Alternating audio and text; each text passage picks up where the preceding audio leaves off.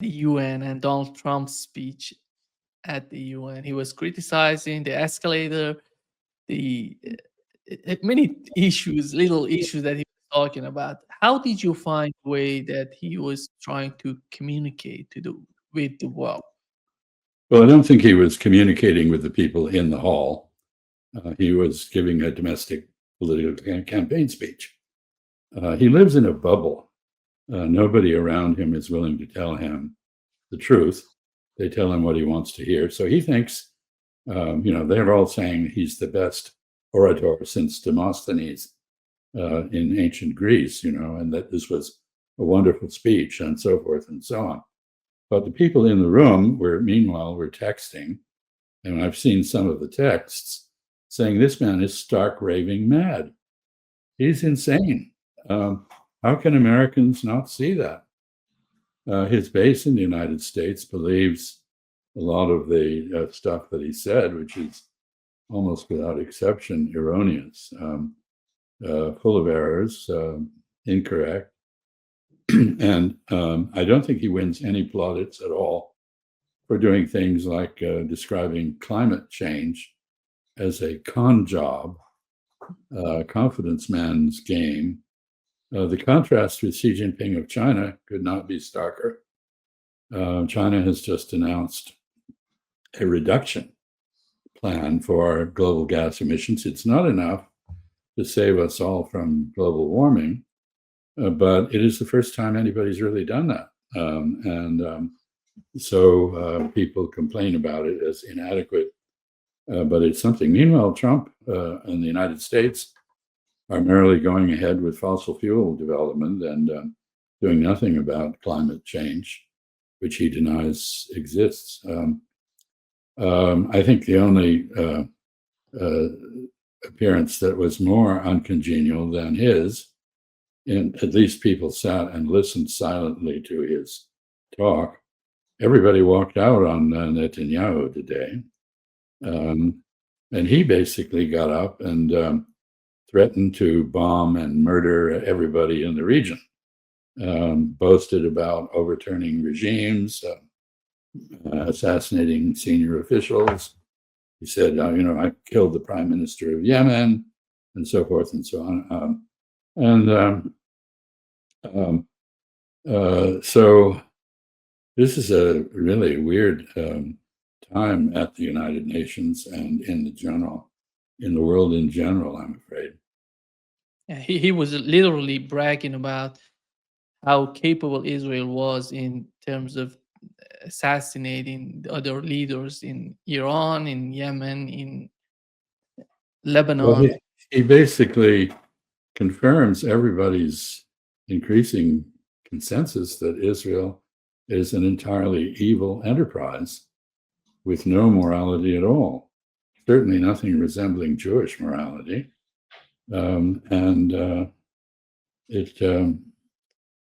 It really raises a question whether the world can tolerate a country like that forever.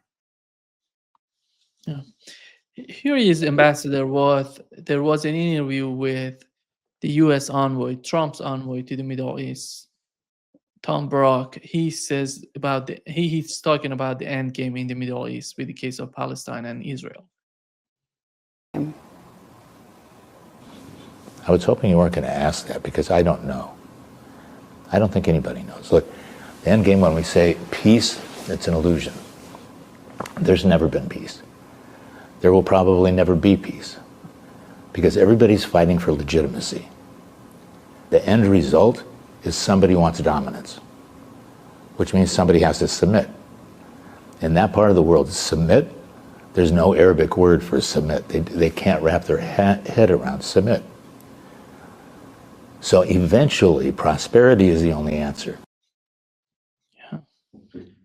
He's basically describing Israel, which wants everyone in the region to submit to it. It's, of course, absurd to say that there's never been peace in the Middle East. There was a long peace in the Middle East, for example, under the Ottoman Empire, which was a society that enabled various religious and ethnic groups to live side by side in peace. That was shattered by European colonialism, followed by the collapse of the Ottoman Empire and the emergence of Turkish nationalism, the murder of large numbers of Armenians, the Greek war with the Turks, and so forth.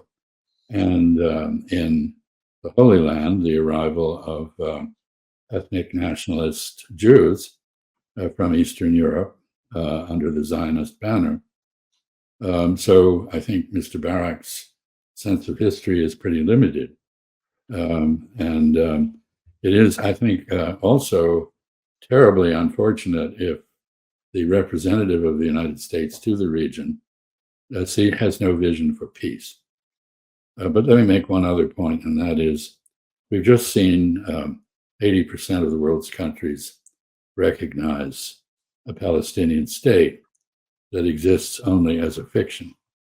The beneficiary of this is not the Palestinian people, but the Palestinian Authority, Mahmoud Abbas and company. And that authority is now widely regarded by Palestinians as corrupt, illegitimate. It is not the product of an election. Hamas won the last election in Palestine, not Fatah, which is the basis of the Palestinian Authority. That is a quisling regime. It is a regime which is a collaborator with the occupation in Palestine, and the world has just recognized that. So before those who hope for Palestinian self-determination express any joy at what has just happened, we should realize that the world has basically empowered an illegitimate collaborator with the occupation to continue collaborating. Yeah, what he's talking about the dominance. And I think what is happening in the world right now with the BRICS, with China, with what's the new attitude on the part of BRICS, you don't see the countries seeking for dominance. They want partners, they want a better relationship. But it's still in the case of Tom Barak and those people, his ilk, they feel that the dominance is the end game. Yeah, I think that's correct. And that reflects the instincts of the President Trump. I mean, he's just demanded Bagram Air Base, which he imagines was built by the United States. Actually, it was built by the Soviet Union during its occupation of Afghanistan. He wants that so that he can carry out attacks on and collect intelligence on everybody from China to Russia to Iran to Pakistan and so forth. That's dominance. And Mr. Barak is absolutely incorrect. There is an Arab proverb, I've forgotten the Arabic, but I remember the English, which says, "Kiss the hand you cannot bite." In other words, if you have to make up and flatter and be a sycophant in order to serve your own interests, do it. So there is a tradition of submission to power in the region that is very strong.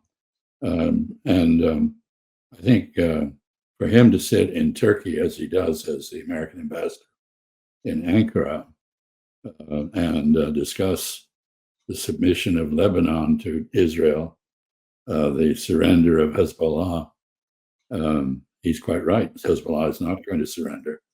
It's not going to submit. Syria has basically submitted. Shara, or Al-Julani, as he used to be called when he was an avowed Al-Qaeda leader, has openly said that Syria fears Israel and wants to cooperate with it. And it's done absolutely nothing about Israeli occupation of parts of Syria and the beginnings of an annexation. Netanyahu had said that withdrawal from the area that they've occupied, the Israelis have occupied in Syria, that idea is a joke. He has no intention of doing it. And yet, the West has embraced Bashar as the legitimate leader of Syria. Meanwhile, in Syria, his followers, the Al-Qaeda and other members of his entourage, are busily murdering Alawites and Druze and other groups, Christians who are not in sync with their Salafist vision of Islam. So this is not a pretty picture, but to talk about submission is probably quite accurate. To say that Arabic, there's no word in Arabic for it, is obviously completely wrong. It's clear that Ansar Allah, the Houthis, don't understand how to submit. That is very clear. And they have not submitted. And while Netanyahu was boasting of how many regimes he'd toppled and the damage he'd done to Ansar Allah and so forth, Ansar Allah struck Eilat with a missile that wounded 20 Israelis. Nobody killed, I believe. But they're not giving up the fight, and I don't think anyone else is going to. Actually, Muslim means to submit to God. Of course. No, I remember very well a conversation with the head of the World Muslim League in Jeddah when there was an incident in Algeria of diversion of funds that the World Muslim League had provided. They were supposed to be used to build a mosque, and they were instead used to buy weapons from the Irish Republican Army, the IRA. So I went to see him, and I asked him what sort of auditing they did of their gifts, and he explained to me that in Arab culture, this is quite true. If you give a gift, you should not track how it is used. Otherwise, it's not a gift. So that is, but then I asked him precisely on the point you mentioned about Muslim meaning someone who submits to God. Islam does mean submission. And so I asked him who was the best Muslim he'd ever met. And he said it was a Jew, that he was a really godly man who regulated his life entirely with regard to the precepts of the Judeo-Christian Islamic tradition. So yes, that's correct, and a useful point to make. Ambassador, you've mentioned the case of Lebanon, and Tom Brock believes that the main goal for Lebanon would be to arm the government to fight their own people. We are not arming them to fight us. We are arming them to fight their own people. With what has happened, when you look at al-Jolani coming to the UN, and the people in Lebanon are seeing what is going on, what is happening in Syria, do you think that they're going to go in the same trap? And they're going No, I don't. I mean, Lebanon is both Syria and Lebanon are very complex societies with multiple religious and ethnic divisions in them. Lebanon was originally established by the French, taken out of Greater Syria, Sham, it's called in Arabic, and conceived as a Christian-ruled enclave, because at that time the demographics of Lebanon were such that was a plausible way to manage things in that part of Greater Syria. But of course, demographics have changed. Lebanon is now very much a majority Shia society. Christians are a relatively smaller minority, and Sunnis are a minority. So the confessional politics that the French conceived and which have governed Lebanon really don't work anymore. And in this context, talking about the Lebanese army as being capable of controlling Lebanon is a pipe dream. Hezbollah represents the vast majority of the Shiite population, not all of them, and it has a legitimacy that can't be denied. So when Barak and the American government go into Lebanon and say, well, you must disarm Hezbollah and then arm the Lebanese army. The Lebanese army has never defended Lebanon against Israel, which is its principal challenge. It did not defend Lebanon against Syria when Syria occupied Lebanon, as it did for some time under Hafez al-Assad, the father of Bashar al-Assad. So this is all very unrealistic, and it aligns the United States with the minority in Lebanon rather than the majority, and therefore it probably is not sustainable, even if it could be achieved.